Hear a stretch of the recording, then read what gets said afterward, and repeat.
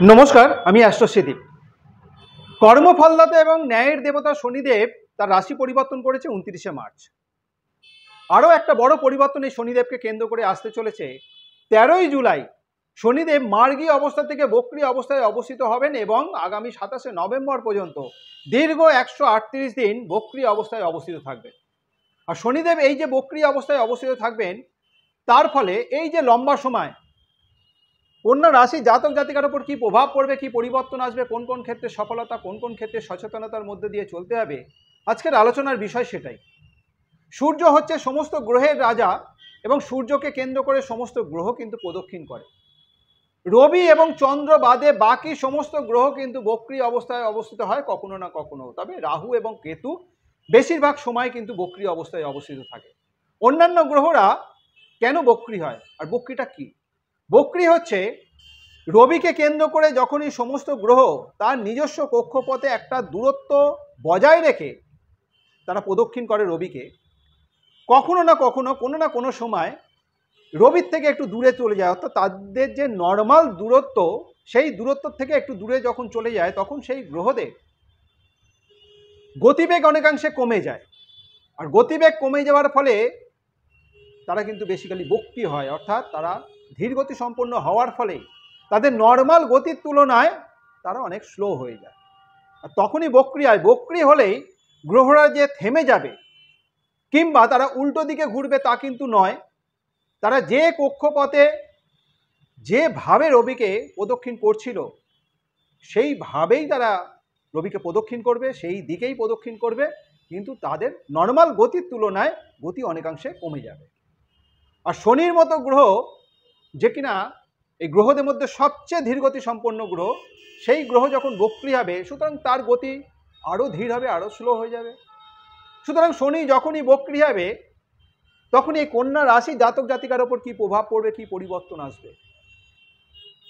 প্রথমত, কন্যা রাশি সাপেক্ষে শনিদেব সপ্তম রাশিতে অবস্থিত হয়ে বক্রী হবে। সপ্তম ভাব থেকে আমরা পার্টনারশিপ, লাইফ পার্টনার, দাম্পত্য জীবন, বিভিন্ন বিষয় সম্পর্কে জানতে পারি। আর শনিদেব এই সপ্তম রাশিতে অবস্থিত হয়ে তার তৃতীয় দৃষ্টি নবম রাশিতে, সপ্তম দৃষ্টি রাশিতে এবং শনিদেবের দশম দৃষ্টি রাশির চতুর্থ রাশিতে পড়বে। সুতরাং এই সময় ব্যবসা সংক্রান্ত বিষয়কে কেন্দ্র করে, যেহেতু ব্যবসা ভাবে শনিদেব অবস্থিত, ব্যবসা সংক্রান্ত বিষয়কে কেন্দ্র করে যারা একক ব্যবসায়ী বিশেষত তাদের কিন্তু মাঝে মধ্যে ব্যবসা সংক্রান্ত বিষয়কে কেন্দ্র করে সিদ্ধান্ত নেওয়ার ক্ষেত্রে একটা অভাব দেখা দেবে, কিংবা কোনো কাজের ক্ষেত্রে, কোনো কাজ সফলতার ক্ষেত্রে কোনো না কোনোভাবে বেশ কিছুটা বাধা, বেশ কিছুটা দেরির মধ্যে দিয়ে সেই কাজ সফল হবে। সুতরাং এই সময় কিন্তু এই সফলতার ক্ষেত্রে বেশ কিছুটা বাধা বিঘ্ন, বেশ কিছুটা প্রতিকূলতার মধ্যে দিয়ে কিন্তু চলতে হচ্ছে। যারা পার্টনারশিপ ব্যবসার সাথে যুক্ত রয়েছেন, পার্টনারশিপ ব্যবসায় হয়তো এই 13ই জুলাইয়ের আগে পর্যন্ত নানা রকম প্রতিকূলতা, নানা রকম বাধা বিঘ্নের মধ্যে দিয়ে চলতে হচ্ছিল, পার্টনারের সাথে কোনোভাবে একটা ডিস্টারবেন্স হচ্ছিল। 13ই জুলাই থেকে যখনই শনিদেব বক্রী অবস্থায় অবস্থিত হবে, পার্টনারের সাথে কিন্তু সম্পর্ক আরও উন্নত হবে, সম্পর্ক আরও মজবুত হবে। ব্যবসা সংক্রান্ত বিষয়কে কেন্দ্র করে পার্টনারের সাথে নতুন নতুন চিন্তা ভাবনা, নতুন নতুন পরিকল্পনা আসবে এবং সেই পরিকল্পনা এই সময় কিন্তু নতুন করে শুরু করারও একটা প্রবণতা দেখা দেবে, অর্থাৎ ব্যবসা সংক্রান্ত বিষয়কে কেন্দ্র করে। যারা নতুনভাবে পার্টনারশিপ ব্যবসার সাথে যুক্ত হতে চাইছেন তাদের জন্য কিন্তু, কন্যা রাশির জাতক জাতিকাদের যারা নতুনভাবে পার্টনারশিপ ব্যবসার সাথে নিজেকে যুক্ত করতে চাইছেন তাদের জন্য কিন্তু এই সময়টা শুভ, অর্থাৎ 13ই জুলাই থেকে 27শে নভেম্বরের মধ্যে এই সময়টা যথেষ্ট শুভ। যারা দাম্পত্য জীবনযাপনের সাথে যুক্ত রয়েছেন, দাম্পত্য জীবনকে কেন্দ্র করে এই সময়টা কিন্তু বেশ কিছু শুভত্বের নির্দেশ করছে, অর্থাৎ 13ই জুলাইয়ের আগে পর্যন্ত দাম্পত্য জীবনকে কেন্দ্র করে নানা রকম সমস্যার মধ্যে দিয়ে হয়তো অনেকে চলছেন।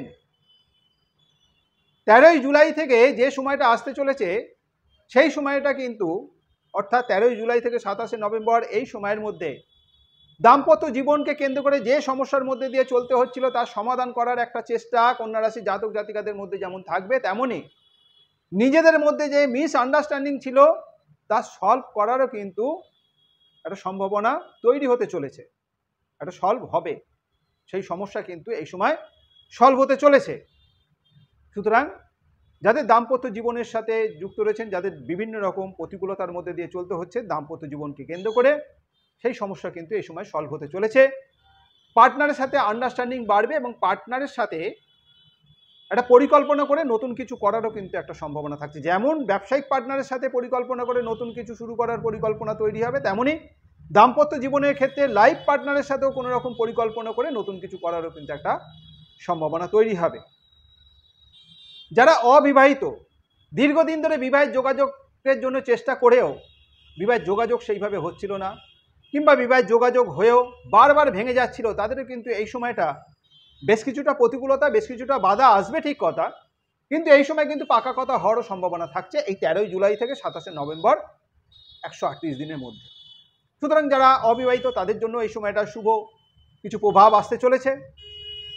তবে যে কোনো বিষয়কে কেন্দ্র করে এই সময় যেহেতু রাশিতে দৃষ্টি, সপ্তমভাবে বক্রী অবস্থায় রাশিতে দৃষ্টি দেওয়ার ফলে যে কোনো বিষয়কে কেন্দ্র করে কন্যা রাশির জাতক জাতিকাদের অতিরিক্ত চিন্তা একটা বৃদ্ধি পাবে, একটা উদ্বিগ্নতার মধ্যে দিয়ে চলতে হবে, অনেক পরিশ্রম কিন্তু বাড়বে এই সময়।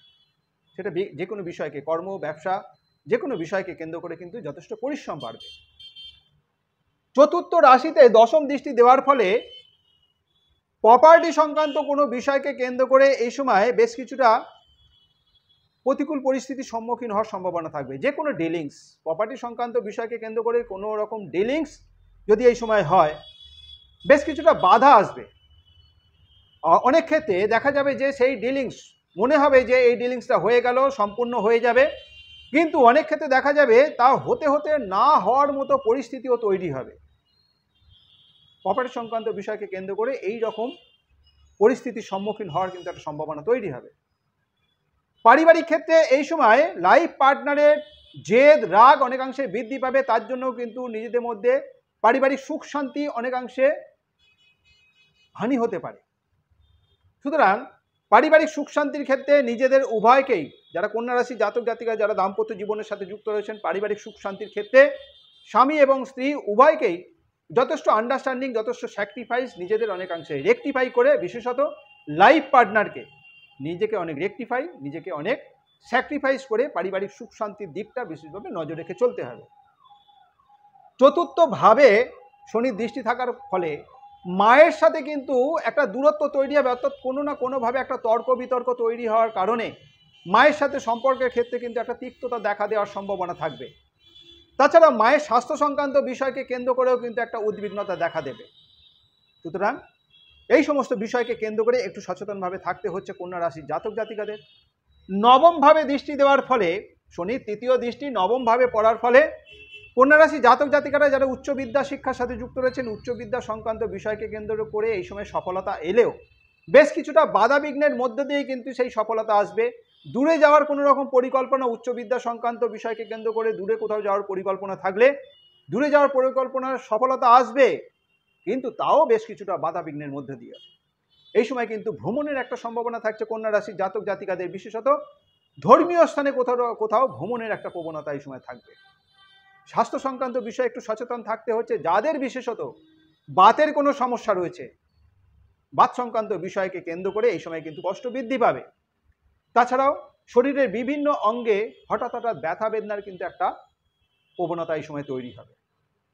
সুতরাং আগামী 13ই জুলাই থেকে 27শে নভেম্বর পর্যন্ত শনিদেব যে বক্রী হতে চলেছেন, এই দীর্ঘ 138 দিন কন্যা রাশির জাতক জাতিকার ওপর কি প্রভাব পড়বে, কি পরিবর্তন আসবে, কোন কোন ক্ষেত্রে সফলতা, কোন কোন ক্ষেত্রে সচেতনতার মধ্যে দিয়ে চলতে হবে, এই আলোচনার মাধ্যম দিয়ে বোঝানোর চেষ্টা করলাম। এই আলোচনা যদি আপনার কাছে গ্রহণযোগ্য মনে হয়, যদি ভালো লেগে থাকে, অবশ্যই লাইক এবং শেয়ার আশা করব। যারা এখনো পর্যন্ত আমার এই চ্যানেলটিকে সাবস্ক্রাইব করেনি, আমার পরবর্তী ভিডিও, পরবর্তী আলোচনাগুলোর লিঙ্ক পেতে অবশ্যই চ্যানেলটিকে সাবস্ক্রাইব করে নেবেন। আজ এই পর্যন্তই। ভালো থাকবেন, সুস্থ থাকবেন, ধন্যবাদ।